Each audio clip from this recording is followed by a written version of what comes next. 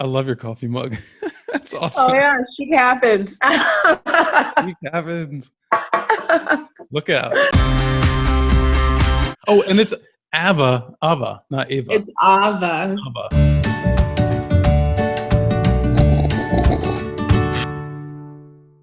Well, cheers and welcome officially to Coffee and UFOs. Cheers. It's good to be here. Because Chic is. Yes, Chic happens. This is my guest, Ava Groves. And, Ava's a paranormal researcher. She was part of the Paranormal After Party group as well. And you're also an actor, right? That's correct. Been in quite a few films, films and background extras stuff. And, yeah. Yeah, we met at the UFO Monument, not UFO Monument Park, Pine Bush. We actually met at Pine Bush, yeah. We met at Pine Bush. That was really fun, wasn't it? That was fun. Yeah, it was our first time there. So yeah. we were. It was my second. Your first. Was it? Okay. So you're a little familiar with it. We were kind of there more in the touristy aspect, like we stopped by KGR tape a little bit, but and said hi to you guys. Right. My wife hanging out with Tom and Travis. Yeah. And we were taking time more to be like tourists and just kind of absorb and feel it. So maybe next year, it'll be different if we go. I can just spend more time hanging out at that KGRA table. Yeah, that would be really nice actually. So today is National Coffee Day in the United States of America, which, or no, is it international? Is it just? I think it's international. It is international. Yeah, International Coffee Day. Okay, cool. So it's very special. Was it National Coffee? I don't know. One of the two. Either way, we're drinking coffee. And we're drinking coffee. Yeah, so this is really special that you're here on this day doing Coffee and UFOs. That's so I'll go to the first question in regard to that. Have you seen a UFO? Actually, yes. I have seen a UFO. It was when I was a little younger. I was with my kid's father. We were coming home from the Walmart. It's like 2:00 in the morning. And we had just pulled into our development when we saw actual spacecraft over our car. It was like really big. It had lights all around it, oval shaped, typical, the ones you see on TV. And we stood there, we stopped the car, and we actually watched it. We watched it hover above the car for a few minutes, and then it took off, but really slowly. And then there were 5 others to follow it right behind it. Same type of craft. And it was going towards the Tobyhanna Army Base in Pennsylvania. What did it look like exactly? It was oval, like an oval shape, silver type thing. And it had different colored lights all around it. The blinky lights, all kinds of lights, just all around it. Like kind of like a carnival light thing? Like was it rotating or the lights were changing or they were solid? It was just like blinking, like changing all around. It wasn't like carnival lights, like just blinky ones all the way around. But yeah, that was like the coolest thing I've ever seen though, like up close. Did you know for a fact that was something that was not man-made at the time, or did you have to kind of think about it later? I mean, I didn't have to think about it because I don't think, I mean, maybe it could have been, but 6 of them back to back and that big, it was way bigger than our car was. And it was so low to the car that I could see details of it. So I don't know if it was man-made or not. I don't think so. I think it was some otherworldly thing. And then why would it have gone towards the Tobyhanna Army Base? At least, with speculation, leaves you with speculation. But you never know. You never know. Yeah. Did you hear anything at the time or? No, there was no noise. It wasn't loud. There was no sound at all, actually. Wow. None. So even the other craft that were coming behind it didn't have any sound? No sound at all. Just complete silence. Yeah. Do you remember any reports in the area at the time? Was there anything? No, actually. Not one. Wow. Yeah. You weren't alone, though. No, I was with my kid's dad, and so that made it more valid for me. I knew what I was seeing because he stopped the car too, and he looked up. We both looked up like, what the heck is going on right now? Yeah, no, it makes a difference. It makes you feel so much better when you weren't alone, because otherwise it can be easy to sort of doubt yourself, later. Right. Hmm. And I agree. That's very true. It's easy. It's easy to do that. Have you seen a cryptid or a ghost? Okay, so I've never seen a cryptid, Okay. no Bigfoot, no, no Mothman or anything like that. Hmm. But I have seen many ghosts on, when I was growing up. Actually, I've had a couple of personal experiences with ghosts Hmm. and spirits. I don't know, and where I was physically hurt, actually, and So, you know, what? I'm sorry. something like a poltergeist attacked you, or? I don't know if I would call it a poltergeist, but Mhm. I was 15. I opened up a chest. It was like a wooden chest that was connected to a floorboard in a woman's house that my father's friend, actually, she was moving out of her house, and I had opened up this wooden chest, and it had nothing in it. But as soon as I opened it up, something came out of it and hit me in my chest and like blew me back like a couple of feet, and I fell on the ground. And then it happened about 3 times until my uncle showed up at the front door, and I was actually able to run out of the house. But each time I tried to get up, it felt like a punch right through my chest, all Mhm. the way through my back, and it just blew me back 3 times. So yeah, that was freaky. So, And to this day, I don't know what that was do at you all. think? I guess you just disturbed something. Is that what you think it was, or? I don't know if you believe in poltergeists or demons or things like that. Yeah. Yeah, you never know what people have hidden in their lives. I don't know. Right. I was talking to somebody recently where someone they had known passed away, and then right after that, they felt this like energy like rush right through their chest and like push through That their body. actually, something like that actually happened to me when my mom passed away. Again, I was 15 Hmm. and I was sleeping in my bed, and all of a sudden I felt like this warm rush like through my body, and I shot up and I sat straight up, and then 2 seconds later my aunt came in and said, "Wake up, Ava, your mother just died." And I just said, "I know," because I knew it was her that just passed through me. I felt it. It's almost like a hug, and then she left. Yeah. It was like that. So I already knew that she had passed before my aunt came in. Isn't that astounding? Yeah, yeah, it is. It Do, really is.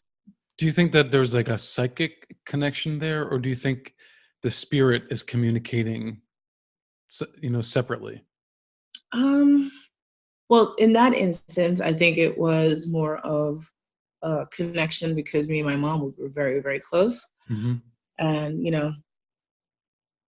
yeah, we were just really, really close. So I think it was more of a personal kind of connection. But Yeah. in all my other experiences with spirits, I think that's more of a psychic connection too. Right. Yeah. And I think a lot of people who consider themselves psychic do see ghosts. Hmm. You research and you investigate. Have you while you were purposely looking for something, have Hmm. you seen something with the I intent of? see like shadow figures. Sometimes I actually see full bodied apparitions right in front of me, and they don't see me though. Like when it's just full apparitions, it seems like they don't see me, but I can see them. That's interesting Yeah, because yeah, it's weird. oftentimes people get the sense that the ghost or apparition or whatever it is aware of their presence. Right. I think some are, but maybe it's like a residual thing when they can't see you. Maybe, Like I've like a always residual wondered about that. experience. Yeah, do you Yeah, do you think that there's a difference between a spirit and like a residual image of someone? yeah, I do. I think it's like imprinted Hmm. when it's residual, and it's just something that like loops Yeah. like over and over. And then when it's like an aware spirit, I think they can actually interact with you. They can, physically touch you, things like that. Hmm. I guess it wouldn't be physical, no. Metaphysically speaking, they can touch Metaphysical. you. Yeah. Yeah. I'm getting my Yeah. metaphysical coffee on right now. Yeah. Ditto. I can't. I really can't live without it. Like I can't. Um. So how often do you drink coffee?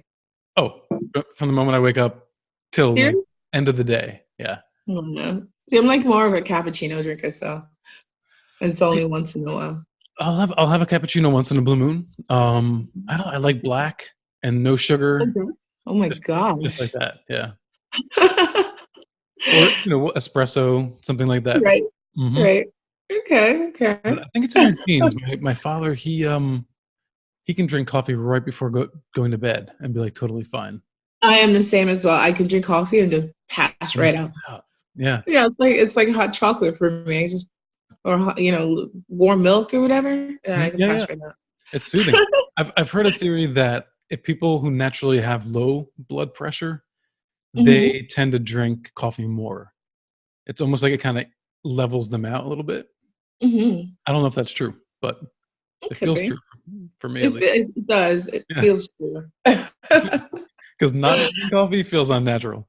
Oh Um, my god. That's because you've been drinking it so long. no, seriously, yeah. I mean, I started Mhm. when I was like 15 and Wow.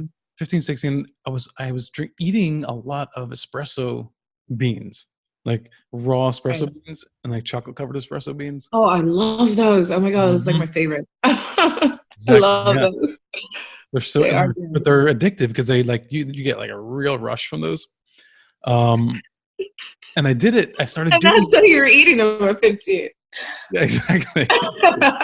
Well, it's kind of like tobacco, right? Like if you have chew in your mouth, like it gets into your gums and like you Yeah. absorb it that way. So maybe it's like an extra like blood absorption.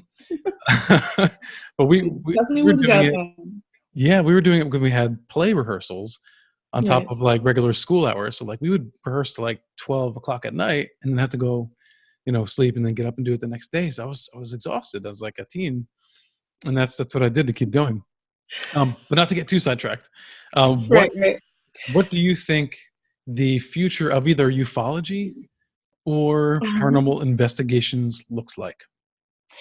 All right. So this is going to be a kind of long-winded question, a long-winded answer, actually. Okay, because, all right. I believe it'll stay the same way if things don't change.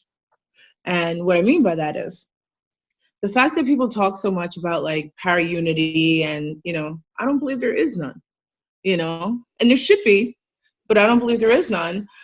But, I feel like people in the paranormal community, they kind of beat each other down at times. No, You know yeah, what I yeah. mean?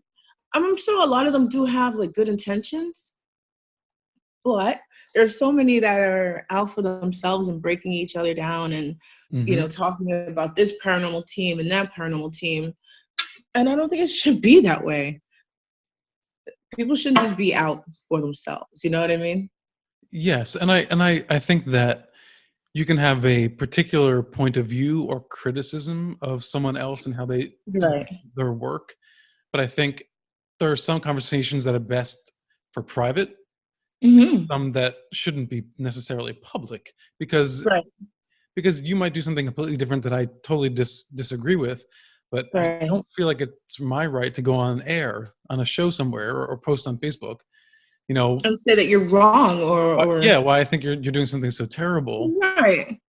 Also, I think you had another good point too, is that sometimes researchers Hmm. will say we can't have division in the community, but then in the same breath uh, Right. criticize someone else and say, well, they're different because. Right. And so because they're different because I can criticize them. But then in my mind, you're just doing the same thing you're upset other people are doing. Right. Right. Yeah. And so another thing with that too is so I believe that once we take like the competitive aspect out of investigating and Hmm. actually really come together, that's the only way I feel that things will be different and change. Yeah. Like, okay, so you already know like all the evidence that every paranormal team in history has found. We already know that there are spirits out there. We talk to them all the time. We sit in the dark and we do things. But these things have been already shown and seen and known about over and over and over, Hmm. right? But Right. I think if we all like get together and take all of this information, all the research and everything that we have already learned about, and actually come together and I'm trying to like really passionately say this, but like really come together and start digging a little deeper, not just to find out the things that we already know is going on and spirits are out there, we talk to them all the time, but also like figure out where where these entities are coming from, be it dimensional, earthly, interdimensional, otherworldly, whatever, but like actually find out how can we, what plane of existence they're coming from, for one. And the biggest question of all is how can we get to that plane or access that plane of existence, and if we can at all. Sure. I think that would be where the future of paranormal investigation should go. I think you're right. Most of the time when researchers talk amongst each other, or I talk to people on the show, you know, and I'm not saying this as a criticism, you know, we ask, so where are they coming from? And nobody has the answer. Nobody has the answers. Unless it's pure speculation, for instance, and they're saying, oh, I'm getting communication from wherever. Right. And that's nice. That's great that you feel that you're getting some sort of message from the beyond, but it doesn't really help as far as evidence goes. Right. I agree. Yeah. And people want to figure out where are these entities coming from? We can find like hotspots. Where are these things manifesting themselves from, and can we access that plane of existence? That should be where the future should go. Like we should figure out how we can make that possible. Right.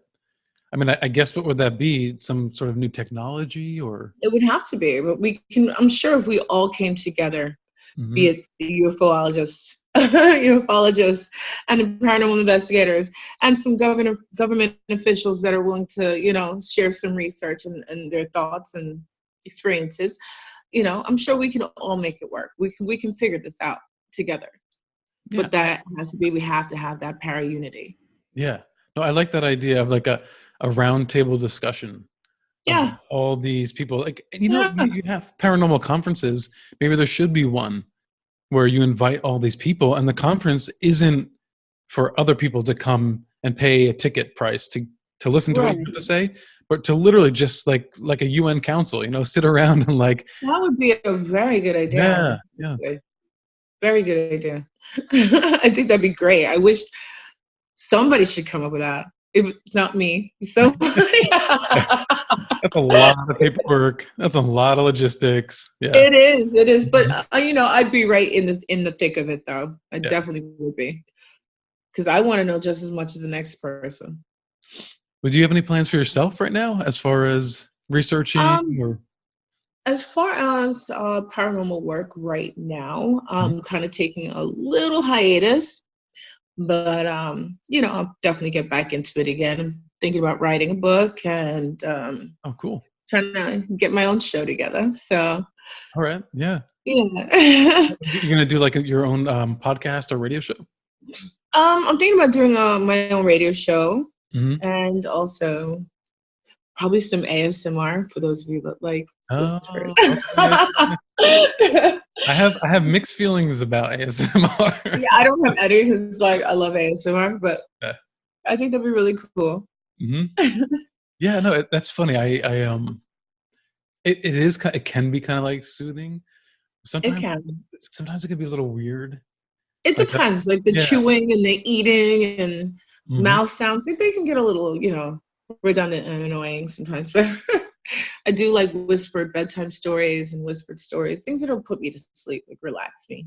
Yeah. Well, I have to say, like when I'm watching YouTube or maybe even on Pandora, sometimes this ad will pop up and it'll be someone speaking like really soft and reading you a bedtime story. Yeah, I can deal with that all day. And I stop. All day. Yeah. All